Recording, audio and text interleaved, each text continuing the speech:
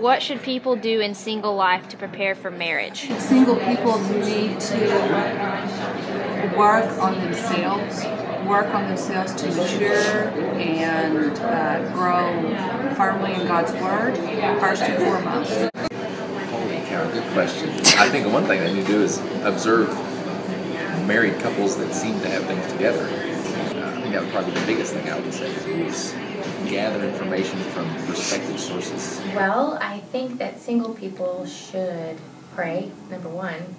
I think that if their relationship is right with God and He is number one, then He can better prepare them to have a relationship with somebody else.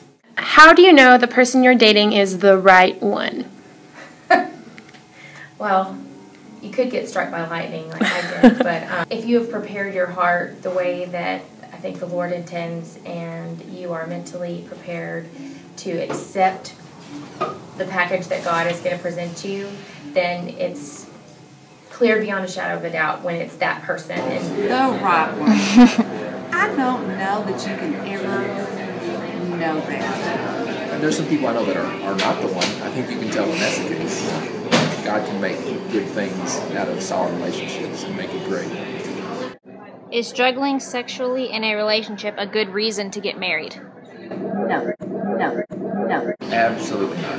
no, it is not. Until you get that piece of the puzzle under control, especially in college guys or males of any age, that's always can be a hot issue, and that needs to become controlled, and it needs to be fixed. We're not thinking that marriage is going to solve that problem.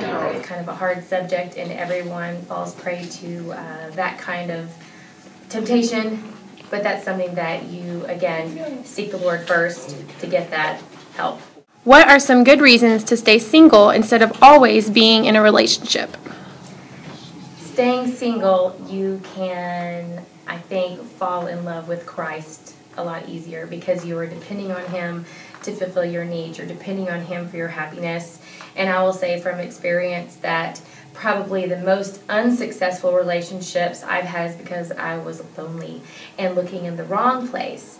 And when I got my priorities straight, I was able to fall in love more with Jesus, and it just brought me to a place where I needed to be, and then He brought me Andrew. So there you go. Different people have different personalities, and some are more independent.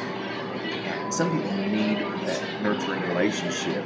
It's true, even biblically, Paul says, with marriage, with family comes more trouble, comes more distraction, perhaps. So those that feel called to ministry, they need to think seriously if it's going to interfere. I don't know the correct answer to that, but I do know that not everybody is made to be married. And so I think pursuing the single life is honorable if you're doing it in terms of ministry, not in terms of I can then do whatever I want. Good reason to stay single. Yeah. No pain in childbirth. There's many things worse than being single. It's okay. It's okay to be single.